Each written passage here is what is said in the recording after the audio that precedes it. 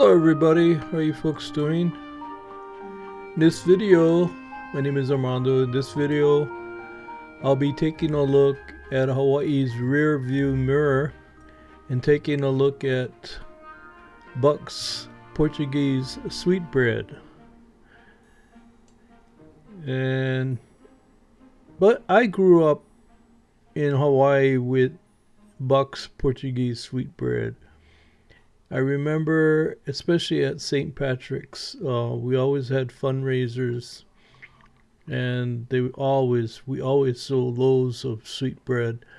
I would go around the neighborhood, and it was very popular and easy to sell to my neighbors. But our school always sold that, and we weren't the only ones. A lot of other schools did that too. A lot of organizations did that. Anyways, let's get started. Hawaii's rearview mirror, Buck's Portuguese sweetbread. Now, as I mentioned before, it was a very popular thing to sell, especially for people in Hawaii. It left lasting tastes in customers' mouths. I'm showing a picture of the, it's also called a Hawaiian sweetbread. And I remember Buck sweetbread. It used to be, like I said, a great fundraiser back in the 50s. So everybody wondered whatever happened to Buck's Bakery. And as I mentioned to you, also St. Patrick's, we always sold it. Now I'm showing a picture of Freddy Buck. He was the one that owned that. He retired after 55 years of baking some of Hawaii's best sweetbread. And you have to treat, and this is what he said, you have to treat the dough like a baby. That was quote unquote what Freddy Buck said. Now, many in the islands remember Freddy Buck Woo Lam. That was his full name. 1911 to 1990, known as Freddy Buck.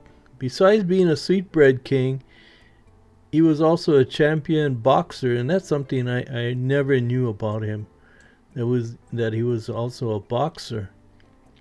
Now, Lam was involved in baking for more than half a century as a proprietor of Buck's Bake Shop of Mo'ili'ili, where he baked hundreds of thousands of loaves of bread, Buck's sweetbread.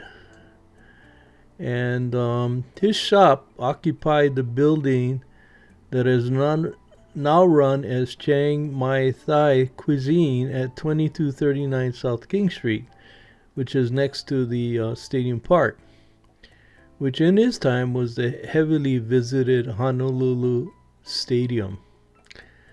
Now, Buck was the territory's first flyweight amateur boxing champion in the early 1930s, and he fought in many matches on the mainland. That's why I never really knew too much about him as far as that part. His father had a bakery in Kaka'ako, a thriving residential community 100 years ago. The family had 12 children and lived in a house behind the bakery. Now, Buck's baking career began as a 7-year-old helper in his father's bakery in 1918. Okay, so he started very, very young, at a very, very young age. Now, his father taught him how to make sweetbread, an art he learned from early Portuguese settlers. Now, the Portuguese women used to bless the dough and mark it with a cross. As you know, a lot of Portuguese are Catholic and Christian, and that's why I make a sign of the cross. Buck said, "We continue to do that right up to the time I closed my shop." And that's what he said. Now, 15 years later, at 22, he rented his father's basement for $14 a month and set up his own baking operation. Eventually, he opened a restaurant in Kalihi before opening a bakery of his own, then next door to the old Honolulu Stadium. Okay, so Now, in 1959, Buck pioneered Portuguese sweetbread benefit sales for schools, clubs, and athletic to raise funds for projects, sports uniforms, and travel. Now this is where I remember, because in '59 I'm already 6 years old. I'm in school, and that's how I remember our school always trying to sell Portuguese sweetbread. Now, if it hadn't been for Buck's sweetbread, a lot of the kids on this island wouldn't have athletic equipment and uniforms, one resident said in 1972, when Buck sold his bakery and retired after 55 years in the business.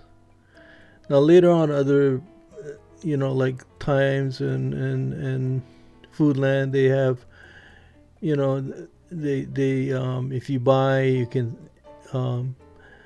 they give points in schools, and they help out the schools today, and that's what he did back then, way back then, to the benefit for the schools, which is being carried on today by those, like I said, Foodland and Times.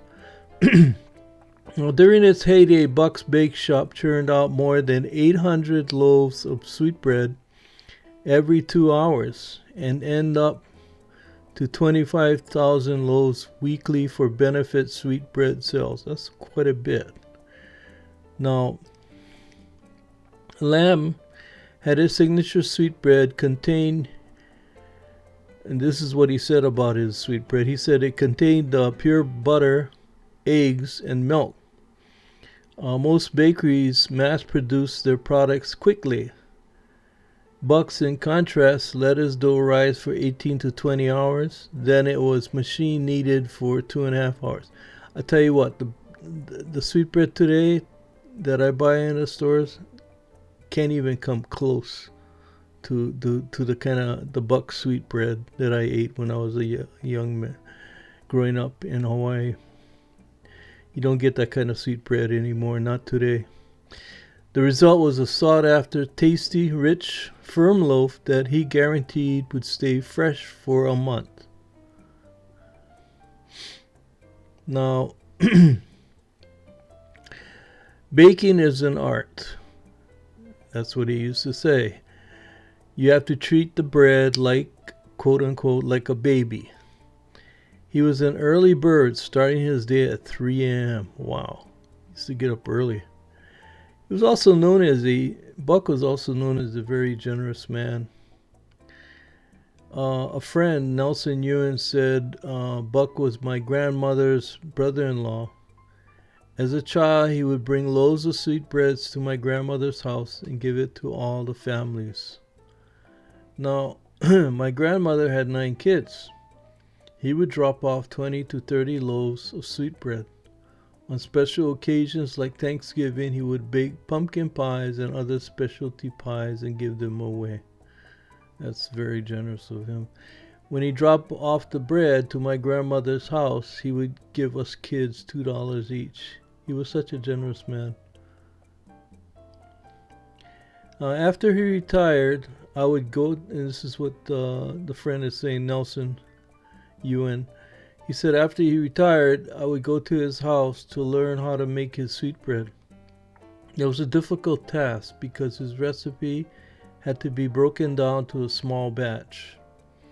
While we waited for the bread to rise, we would sit at the table and have cookies and milk and talk story. People would come to his house and he would sometimes give them a massage, since he had been a boxer and had strong hands. Uncle Buck, as we would call him, was a kind and friendly guy.